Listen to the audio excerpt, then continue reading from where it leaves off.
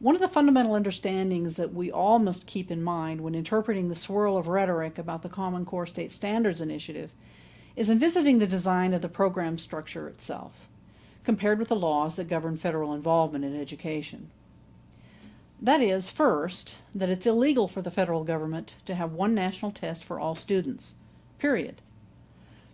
The NAEP test, that is the National Assessment of Education Progress, does not violate this law because it is only administered to a sample of the student population, not to every student.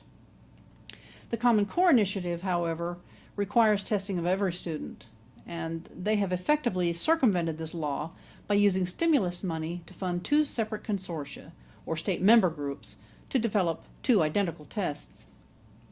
Approximately $360 million of federal tax money went to fund the development of these tests by the Smarter Balanced Assessment Consortia, also known as SBAC, to which Idaho belongs, and the Partnership for Assessment of Readiness for College and Careers, or PARC, who was the other consortium. Secondly, we must remember that it's illegal for the federal government to have one national student database of all U.S. students, period.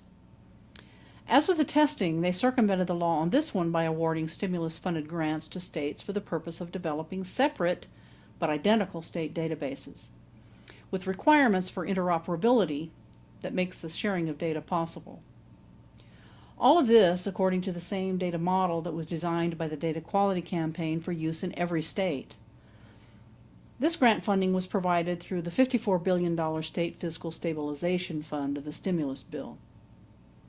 As a result, a P20W state longitudinal database designed to house student-level data is now present in nearly every state, including Idaho.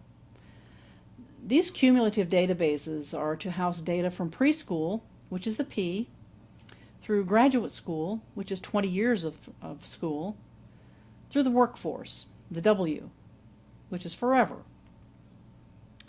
So the proponents of Common Core can spin it any way they wish, but these two facets of education reform, the national testing and the national common databases, are inextricably linked to the standards through the commitments that we made through our signed applications for stimulus money, either through the State Fiscal Stabilization Fund grant program, or the Race to the Top competitive grant program, or even the signed applications for the No Child Left Behind waivers that followed.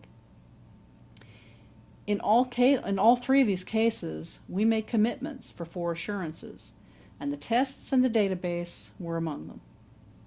So folks, we've made promises, we've made commitments, and these are the documented facts. There's no spin here.